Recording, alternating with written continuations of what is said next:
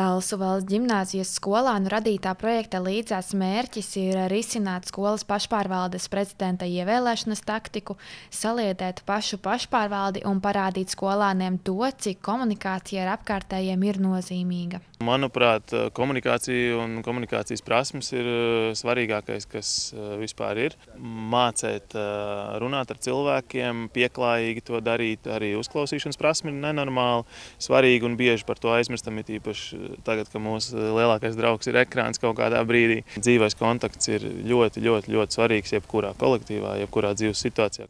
Projekta autori Ksenija, Gustavs un Paula atzīst, ka izveidot projektu bija visai viegli, jo skolas vides problēma autoriem uzreiz bija skaidra.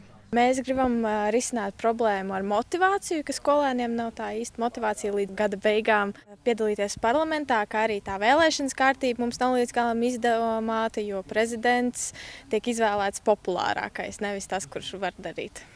Uzklausot skolānu novērojums par šī brīža skolas parlamenta sistēmu, kas nevienmēr strādā, projektā autori un pašpārvaldes atbalsta personas Singurs Zariņš talkā aicināja arī mācību vadītāju Ievu Kaltnieci, lai kopīgiem spēkiem rastu risinājumu.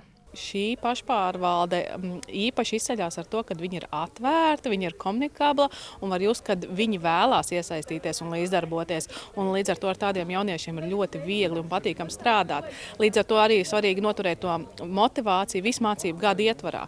Tāpēc ir forši, kad arī skolas organizē šādas mācības gada sākumā, lai pašpārvalde izvirso mērķi, uz ko tad tālāk visu mācību gadu viņi tieksies. Izskanēja dažādas idejas un risinājumi, piemēram, veidot iekšlietu ministriju, ārlietu ministriju, balsstiesības tikai parlamenta locekļiem. Tāpat projekta laikā tika izvirzīti 4 kandidāti skolas prezidenta amatam. Paši skolāni atzīst, ka šādi ideju apmaiņas pasākumi ir svarīgi skolas vides un savstarpējo attiecību uzlabošanai. Jo tas ir pamats labam darbam, jo, kad mēs esam visi saliedēti, mēs labāk viens otru saprotam un esam gatavi vairāk pievērsties kvalitatīviem pasākumiem un tam kvalitatīvajam darbam. Tā ir brīnišķīga pieredze katram jaunietim, tu ļoti daudz ko iemācies, tu socializējies, un tā ir tas lielisks veids, kā sagatavoties dzīvē, arī, piemēram, ja tu vēlies vadīt pasākumus, organizēt, kaut ko ar biznesu darīt.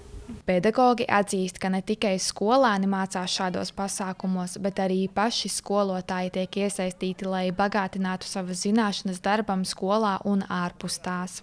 Man vēl nav bijis gadījums, ka pašam pedagogam neļautu darboties visā tajā procesā, spēlēt tās spēles, un vienmēr pedagogi tiek iesaistīti, tie, kas ir līdz atbraukuši, un tas nodara pēc tam arī formālajā darbībā skolā. Pēc ideju apmaiņas skolānu darbs nebeidzas. Tieši pretēji, tas tikai sāksies, pielietojot jauniegūtās zināšanas praksē un vērojot, vai izmaiņas, ko skolānu pašpārvalde ieviesīs skolas sistēmā, nesīs cerēto rezultātu. Niceta Anna Stariņa, Artūrs Reinholds, TV9 Pakalni.